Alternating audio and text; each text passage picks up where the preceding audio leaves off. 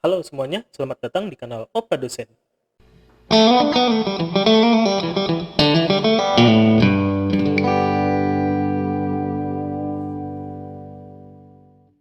Ya, pada video kali ini kita akan belajar mengenai C++, bahasa pemrograman C++.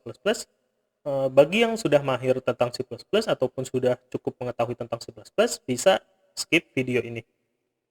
Oke, C++ itu sendiri apa sih? C++ adalah bahasa pemrograman tingkat tinggi yang cukup mudah untuk dimengerti manusia. Dia tidak mendekati bahasa mesin, artinya kalian yang bisa sedikit bahasa Inggris, kalian bisa memahami alur logikanya, bagaimana tata penulisannya, nanti kita akan belajar.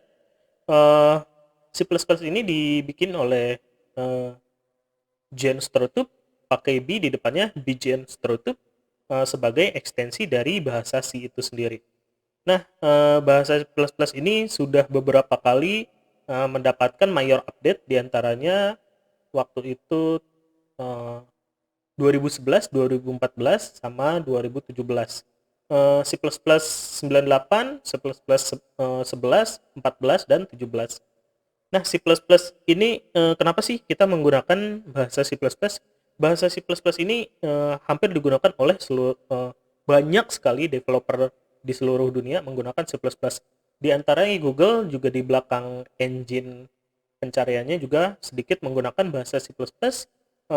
Bahkan Facebook yang penulisan awalnya menggunakan PHP diterjemahkan menggunakan HHVM, Hip Hop Virtual Machine, diterjemahkan dari PHP ke C++ agar eksekusinya jauh lebih cepat lagi. Nah, C++ ini adalah bahasa yang menggunakan object oriented programming. Artinya kalian bisa bikin objek di sana, kalian bisa bikin kelas di sana, eh, kalian bisa bikin juga macam-macam di sana. Nah, C++ juga jauh lebih mudah, jauh lebih gampang. Ini cukup eh, cukup seru buat yang suka bahasa pemrograman. Bahasanya mirip-mirip, eh, eh, bahkan menularkan bahasanya ini mirip-mirip ke C# ataupun Java. Oke, hal pertama yang harus kalian perhatikan adalah kalian harus memiliki IDE. IDE ini adalah Integrated Development Environment. Eh, Tanpa IDE sebenarnya kalian juga bisa membuat sebuah script C++ menggunakan Notepad biasa, nggak masalah. Hanya saja kalian harus mempunyai skill untuk cara nge-buildingnya, menerjemahkan eh, script C++ itu sendiri menggunakan command line ataupun terminal, pakai program G++ ataupun Clang ataupun compiler lainnya. Pakai Makefile juga bisa. Hanya saja IDE ini membantu kalian untuk lebih mudah dalam developing, dalam menulis program, dalam manajemen program, dalam manajemen proyek kalian, juga lebih mudah lagi mengatur kalian mau compile-nya pakai compiler apa. Apakah GCC, apakah Clang, apakah Microsoft VC. Nah, IDE sendiri untuk C++ itu ada banyak. Yang gratis kalian bisa pakai Codelite untuk di Windows. Kalian bisa pakai Codelite juga bisa untuk di Linux dan macOS. Untuk di macOS sendiri kalian bisa pakai Xcode bawaan dari macOS ya. Nah, untuk yang berbayar kalian bisa pakai Lion ataupun Microsoft Visual Studio. Visual Studio juga ada yang gratisan, ada yang enterprise, ada yang gratis. Yang gratis biasanya untuk educational. Oke, yang kedua yang harus kalian perhatikan adalah tentu saja compilernya. Compilernya sendiri itu ada banyak sekali, toolchain compiler. Di antaranya yang utama, ada 3 yang paling utama. Yang pertama misalnya adalah bawaan dari Microsoft Visual Studio itu sendiri, MSVC. Nah, kalau kalian yang mempunyai IDE Microsoft Visual Studio, kalian bisa pakai compiler bawaannya itu sendiri. Sudah langsung include di dalamnya. Nah, untuk yang pakai IDE lainnya, kalian bisa pakai beberapa toolchain yang lain, diantaranya adalah LLVM yang menggunakan Clang ataupun compiler lainnya, atau GCC, GNU Compiler Collection. Kalian untuk yang di Windows bisa pakai CYGWin ataupun MinGW, CYGWin ataupun MinGW. Bisa di-download di masing-masing websitenya itu sendiri. Oke, kita langsung praktek aja ke bahasa C++ itu sendiri. Kita latihan. Nah, ini adalah IDE yang saya pakai. Saya pakai CodeLite untuk belajar di sini. Yang pertama, kalau kalian mau buat sebuah aplikasi di dalam CodeLite ini, kalian cukup ketik new workspace. Kalian bisa pilih nih, kalian mau bikin bahasa C++ ataupun pakai Docker, PHP ataupun Node.js. Karena kita belajar C++, kita pilih C++. Oke. Yang harus kalian perhatikan dalam menggunakan CodeLite ini, kalian nggak boleh ada spasi kayak gini nih. Adit, spasi Aulia, spasi Rahman. Nah, kalian nggak boleh ada space kayak gini. Jadinya untuk ini, misalnya kalian cukup pilih di directory C, kalian bikin yang nggak ada spasinya di sana. Kita cukup di C aja, bikin folder latihan dulu. Latihan. Nama workspace-nya adalah, saya kasih nama C++. Klik OK aja. Jadi nanti dia auto generate-nya seperti ini. Drive C, folder latihan, folder C++, dan ada file C++ workspace-nya. Kita OK. Terus kita klik kanan, kita bikin project baru. Kita namakan latihan 1. Latihan 1, pakai angka 1 aja. Kategorinya kita bikin konsol, karena kita nggak bikin user interface grafik itu sendiri. Kita juga kalau library ini kita seperti di Windows itu seperti DLL, atau di Linux seperti .o. Type-nya kita pakai simple executable G++, karena C++ kita nggak pakai Clang juga, kita pakainya MinGW compilernya. Compilernya MinGW, debuggernya kita pakai GNU GDB. Build systemnya kita pakai bawaan CodeLite-nya. Klik OK aja. Ya, ini adalah tampilannya setelah kalian sudah create new project. Bisa kalian lihat di sini ada masih pakai stdio. Stdio ini khusus untuk bahasa C. Sebenarnya bisa juga pakai C++, stdio di C++. Cuman untuk C++ sendiri itu sendiri, untuk input outputnya kita pakai IOStream. IOStream tanpa titik H. Printf itu sendiri juga untuk C++ bisa, tapi ini khusus untuk bahasa C ya. Untuk C++ kita pakai std.2 cout, pakai double chevron, pakai petik 2 juga untuk hello world-nya,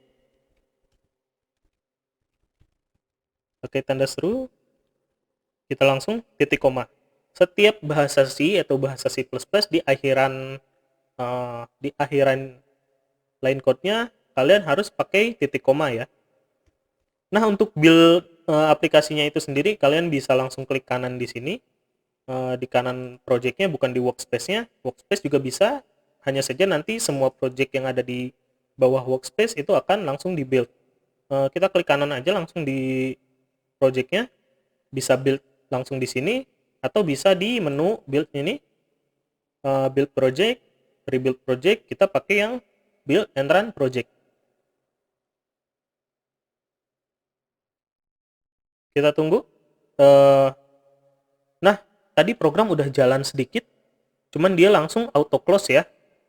Nah, untuk mengatasi itu, kalian tinggal tambahin sistem pause, nanti dia akan otomatis berhenti programnya ketika program berjalan. Oke, kita build run. Nah, ini adalah tampilannya. Hello world. Kalian tinggal klik tombol apa aja di keyboard kalian untuk lanjut supaya program ini langsung tertutup. Kita bahas dulu line per line-nya. Eh, kita tutup dulu deh ininya programnya. Sambil kita bahas,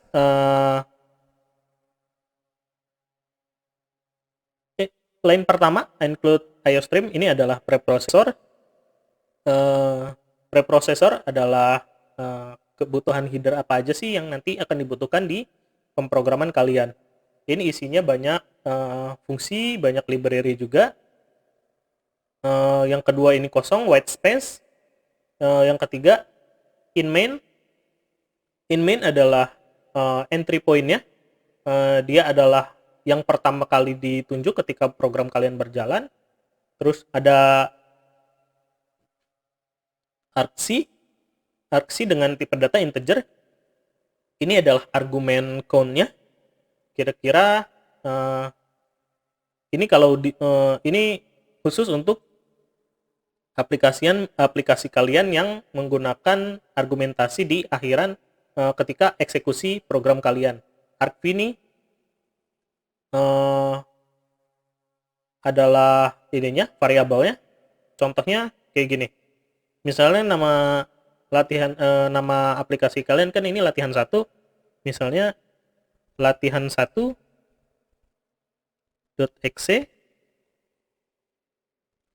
Ini dijalankannya di command prompt ya, ataupun di terminal untuk di Linux. Latihan 1.exe misalnya di sininya halo misalnya, halo. Maka halo ini adalah